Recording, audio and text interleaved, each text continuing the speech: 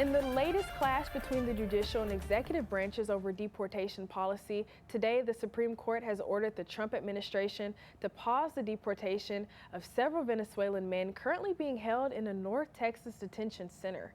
CBS 19's Christian Benavides has the latest.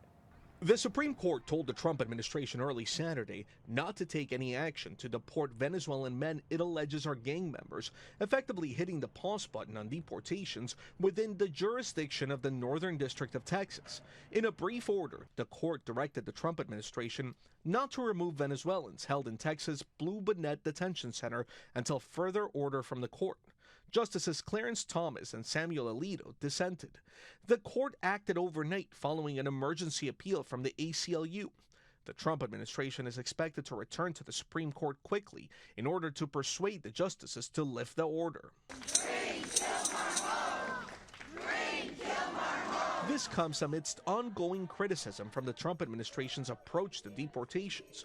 On Friday, Maryland Senator Chris Van Hollen met with Kilmar Abrego Garcia, the Maryland man who was mistakenly deported to a prison in El Salvador in what Justice Department officials have called a clerical error. Depriving Kilmar of his constitutional rights is a threat to everybody who resides in America. He had not heard that. I believe that gave him additional strength. The Supreme Court ruled earlier this month that the Trump administration must take action to facilitate Abrego Garcia's release.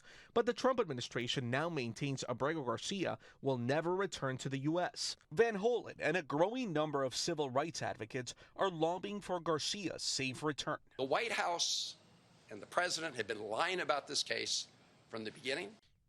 Since March 15th, the Trump administration has sent 5 flights of deportees to El Salvador under a deal with its president to imprison detainees the Trump administration believes to be part of criminal gangs. Christian Benavides, CBS News, Miami.